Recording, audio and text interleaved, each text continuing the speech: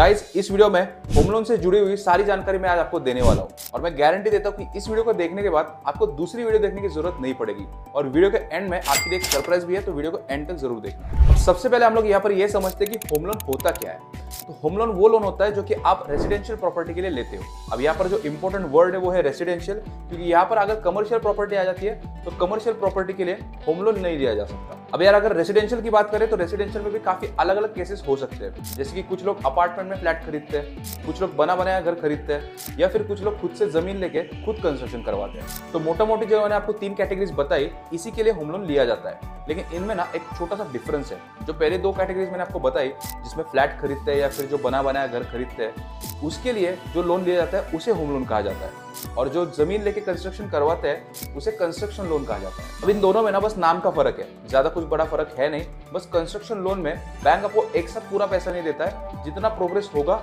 उतना थोड़ा थोड़ा पैसा करके बैंक आपको देता है। अब चलो एक बार घर खरीदने से लोन लेने तक का प्रोसेस समझ लेते हैं, उससे आपको काफी सारी चीजें क्लियर हो जाएगी। सबसे पहला सवाल हमारे दिमाग में यही होता है कि होम लोन घर या प्लॉट के लिए मिलता है या फिर कंस्ट्रक्शन के लिए भी मिलता है। इसमें सबसे पहले आप अपने हिसाब से जाके घर देखोगे, फिर उसके बाद बैंक को जाके अप्रोच करोगे कि ऐसा ऐसा घर मैंने देखा हुआ है और इसके लिए मुझे इतना लोन चाहिए। अब यहाँ पर ध्यान रखना कि यहाँ पर आपने घर फाइनल नहीं किया है, आपने अभी तक कोई पैसा नहीं दिया। उसके बाद बैंक आपको बताएगा कि घर 1 करोड़ का है, तो उसमें से 80 से 85% जो अमाउंट है वो बैंक आपको देगा। पर ध्यान रखना कि इसके लिए आपकी इनकम भी उतनी होनी चाहिए, आपका क्रेडिट स्कोर भी अच्छा होना चाहिए, वरना बैंक सीधा आपको मना कर देगा। इसके बाद बैंक आपको एक सैंक्शन लेटर देगा। वो सैंक्शन लेटर लेके आप या तो अपने ब्रोकर या फिर बिल्डर के पास जाओगे और एक टोकन अमाउंट आप दे दोगे। तो यहाँ से सेलिंग प्रोसेस शुरू हो जाएगा। इसके बाद बैंक एक एक्सटर्नल एजेंसी को हायर करेगा घर की वैल्यूएशन करने के लिए। टोकन देने के बाद 1 से 2 हफ्ते बाद आपको घर का बयाना या फिर एडवांस देना होगा, और ये जो एडवांस होता है वो लगभग 20 से 25% होता है, जो भी आपके टोटल घर की वैल्यू है उसके। तो अगर 1 करोड़ का घर है तो 25 लाख रुपए आपको 1 से 2 हफ्ते बाद देने होंगे। एडवांस देने के बाद आपका घर का एग्रीमेंट टू सेल बनेगा, और ध्यान रखना कि ये जो एग्रीमेंट होगा वो 4000 रुपए के स्टैम्प पेपर पे ही आपको करना है, नहीं तो वो कोर्ट ऑफ लॉ में वैलिड नहीं होगा। अब वैसे तो ये बयाना का प्रोसेस रेरा लॉस के हिसाब से लीगल नहीं है, लेकिन क्या करें, 90% प्रॉपर्टीज ऐसी बिकती है। 25 लाख में से पार्शली आपको बैंक लोन दे देगा और पार्शली आपको अपने खुद जेब से डालना होगा। अब इस बयाने के 2 से 3 हफ्ते बाद आपकी प्रॉपर्टी की रजिस्ट्रेशन की तारीख होगी। अब तब तक आपको अपना बाकी का पैसा अरेंज करना है। अगर नहीं कर पाए तो जो 25 लाख दिया था वो भी आपका चला जाएगा, और ये सब कुछ आपने लिखा होगा वो जो एग्रीमेंट टू सेल आपने बनाया था उसके अंदर। इसी समय के दौरान बैंक भी अपने ड्यू डिलिजेंस कर लेता है। फॉर एग्जांपल टाइटल सर्च हो गया, वैल्यूएशन हो गया, या फिर लीगल वेरिफिकेशन हो गया, ये सब वो कर लेता है, लेकिन इसकी डिटेल में हमें घुसने की अभी जरूरत नहीं। रजिस्ट्रेशन के दिन ज्यादातर पैसा बैंक ही देता है। दरअसल उनका एक बंदा यानी कि रिप्रेजेंटेटिव आता है और वो एक चेक लेके आता है, और वो रजिस्ट्रेशन होने के बाद जो रजिस्टर्ड सेल डीड बनती है उसको लेके चले जाता है।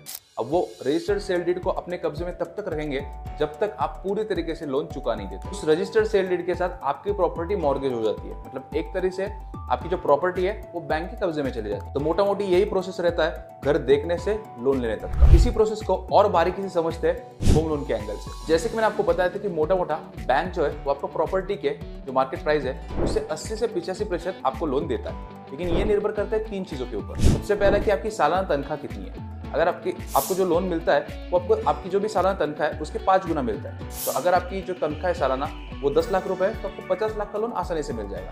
अब इसको बढ़ाने के लिए आप एक काम कर सकते हो, आपकी जो भी स्पाउस यानी कि जो बीवी वगैरह है उसको भी आप को एप्लीकेंट ले सकते हो। इसकी आपकी एलिजिबिलिटी भी बढ़ जाएगी और आपको टैक्स में भी काफी फायदा होगा, वो मैं आपको वीडियो के आगे बताऊँ। अब दूसरा है क्रेडिट स्कोर।